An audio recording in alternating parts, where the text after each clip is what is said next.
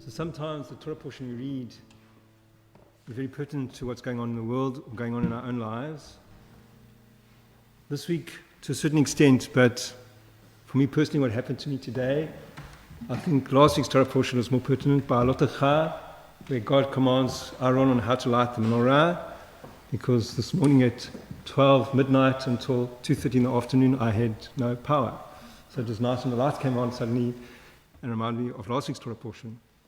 But this week we read Parashat Shelach Lecha, where God tells Moshe to send spies to reconnoiter the land of Israel. So they're about to enter the land on the borders of the land of Israel, land of Canaan. And God says, it's a good idea for you to send spies to see how the land lies, to see where the fertile land is, where the valleys are, the mountains, where the population lives, and how well they're armed or not armed. And so he chooses 12 spies, one from each of the tribes, and they traverse the land. It takes 40 days for them to traverse the land. They come back to the Israelites who are waiting in Kadesh Barnea, a place just outside the land of Israel on the east side of the border. And they relay the wonderful land that they've seen. They tell reports of how fertile it is. But 12 of the spies say that the people that inhabit the land are very strong, that their cities are fortified, they have strong armaments, and there's no way that we can enter the land and conquer the land, even if God tells us to. Two of the spies, Caleb ben Yefuneh and Yehoshua ben Nun, disagree with the majority of the spies and say that if we have enough belief in ourselves and in God, we can overcome the challenge that is before us and we can conquer the land. They were visionaries. They believed that anything's possible if you make it possible and you believe in it strongly enough in the cause. But unfortunately, they were overruled by the 10 negative spies, and the Israelites, who being people, chose to follow the negative spies, and they started to complain and say, how can you lead us into the land of Israel? We're going to die. And so they refused to go into the land until God tells them through Moshe that because they weren't willing to enter the land, they have to wander for 40 years in the wilderness, each year corresponding to each day that the spies traversed the land of Israel. And so some of the people decided they're going to enter the land in anyway, because they didn't want to wander in the wilderness for 40 years. And Moshe tries to stop them, but they go in, and of course they're defeated because God is not with them. The two visionaries that said we could conquer the land if we have enough belief in ourselves and in God. Yehoshua ben Nun, of course, is Moses' servant who served Moshe since Yehoshua was a youth. And of course, he takes over from Moshe. As you know, at the end of the Torah, Moshe hands over the reins to Yehoshua, who leads the new generation of Israelites into the land. He's the correct person to lead them to land. And Caleb ben Yefuneh, according to the Midrash, ends up marrying Moshe's sister Miriam because of his foresight and his visionary ideas. And so I look at other examples of visionaries in the Torah. The first one that comes to mind is Avram, who was born and raised in Mesopotamia, in which is modern-day Iraq. And he, of course, grew up in the culture of Mesopotamia, in worshipping the pagan gods. And according to the Midrash, not only did he grow up worshipping these gods, but his father was an idol maker who earned a living by making gods for people to worship. And there are many stories as to why Avram is told by God to Lech Lecha, to go, leave your home, and go to a distant land which I will show you. And Avram, showing such faith in God, picks up his belongings with his wife Sarai, takes his nephew Lot, and they go off to this place they'd never seen before.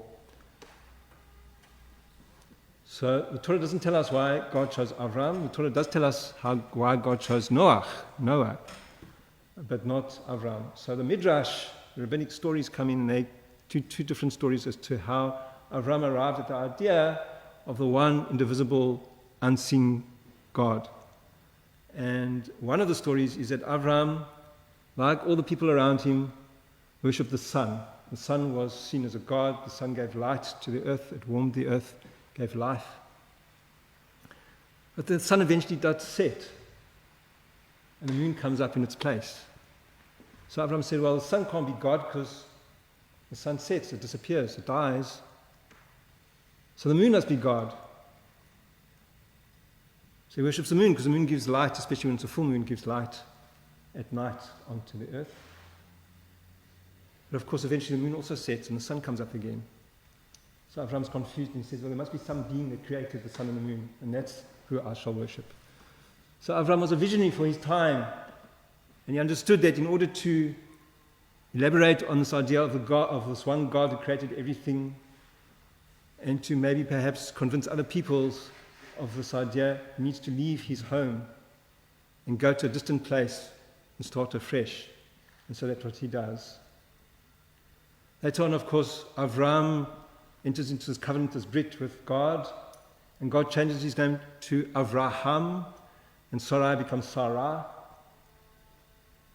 And God promises Avraham that he will be rewarded with many, many children. His descendants will be a great nation. And then you have the story, of course, of Sarah convincing Avraham to banish his firstborn son Ishmael from the camp, and the mother Hagar. And Avraham is then left with one son, Yitzchak, who was born to Sarah. And God tells Avraham to sacrifice his only remaining son, his beloved Yitzchak. And first Avraham protests and said, but God, you promised that my descendants will be as numerous as the stars in the heavens and the sand on the seashore, and now you're telling me to kill my only son, my remaining son. What about your promise? But in the end, Abraham says to God, Hineni, here I am. And he takes his son to this distant place, Mount Moriah, Har Moriah, which is considered to be Har Habayit, the mountain of the Temple Mount. And he's about to slaughter his son, going back perhaps to his culture that he left behind, where there was many cultures, many religions did practice human sacrifice. And he feels maybe guilt-ridden that he had banished his son Ishmael, and he had to make atonement for his sin by sacrificing Yitzchak as well. But he suddenly stops, or God stops him. He hears God's voice calling him, don't harm the child.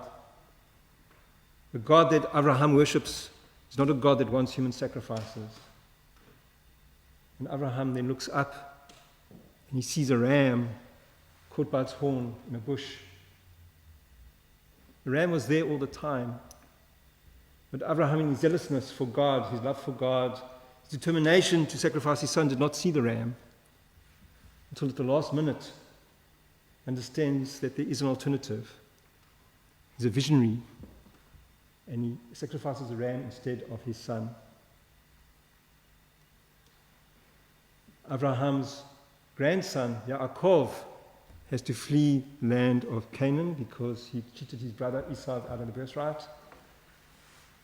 And on his way, before leaving the land, it's nightfall, he decides to spend the night in this place. The Torah tells us that he takes stones and he puts them together to make a pillar for his head, so he must have been quite a hard head, I would imagine. And he falls asleep and he has this dream, this vision of a ladder connecting earth to heaven and heaven to earth. And these beings, these messengers of God, these angels, are traversing up and down the ladder. And God stands over Yaakov and says, when you leave this land, I will go with you, I will be with you, and I will make sure that you prosper. And I will make sure to bring you back to this land which your descendants will inherit. Yaakov is a visionary because he takes his grandfather's idea of God, of the one God, and he takes it a step further. He says, this God has jurisdiction over the whole earth. Wherever I go, the God of my father and the God of my grandfather will be with me. Which is a new innovative idea, because until then, people believed that there were many gods that had jurisdiction over certain parts of the earth, and when you moved out of that region, you fell under the jurisdiction of another God. But not the God of Abraham and Yitzchak. That God ruled the whole earth, the whole world. So in that sense, Yaakov was a visionary. And he does go to Mesopotamia, and he prospers, and he comes back. with 2 wives and 2 concubines and many, many children and flocks and herds to reconcile with his brother Esau. Moshe was a visionary because, having fled Egypt and taking up living with Yitro, this strange Midianite priest, who becomes his father-in-law, he becomes a shepherd for his father-in-law's flocks.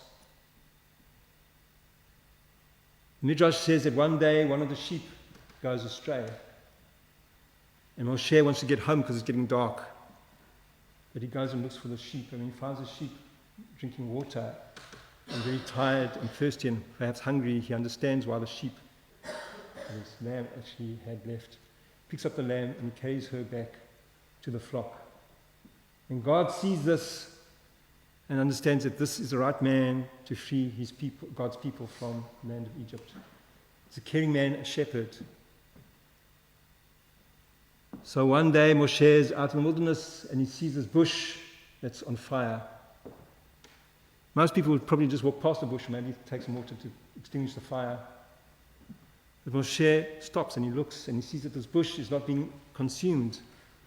So he goes a bit closer to investigate. And that's when he hears God's voice telling him to take off his shoes because he's standing on holy ground. And he has this conversation with God, and God tells him to go back to Egypt to free the Hebrew people from slavery. Moshe was a visionary because he looked and he went closer to the bush and he took in the fact that this bush, although on fire, was not being consumed. Instead of just ignoring it, he had a vision. He saw that there was something meaningful in this bush. Amelech David's son, Amelech Shlomo, King Solomon, was a visionary.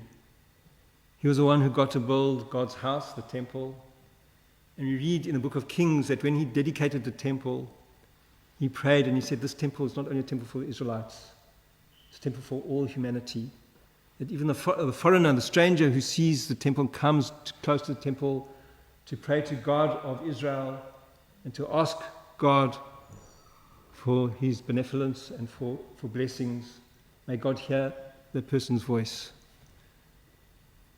A visionary because he didn't just see it as a shrine for the Israelites, for his own people, but a shrine for all humanity. So may we be inspired by these visionaries, by the visionaries of Caleb ben Yefuneh and Joshua ben Nun, who said that we can achieve greatness if we will it. We have enough self-belief, belief in God. The world we're living in today sorely lacks visionaries. Leadership of the world don't seem to see an end point, to see a future, a bright future. The war is ridden with war and conflict because of people's own needs and wants, despite what the good of the people. A Haftarah, the Shabbat, tells a similar story of Moshe and the spies. This time in the Haftarah, it's Yehoshua who sends out not 12 but 2 spies to spy out Jericho, the city of Jericho. And they're sheltered by a prostitute by the name of Rachav. She was a visionary. She saw the future lay with Israel. And so she hid them from being captured by the inhabitants of Jericho to help them escape. And made them promise that when they conquer Jericho, that she and her family will be safe. According to the Midrash, she was such a visionary that she ended up becoming Yehoshua's wife. So these are characters that should inspire us and all human beings to be visionaries, to look for the future, towards the future, make the future brighter, not only look after ourselves and our own interests. Can you hear it, son? Amen.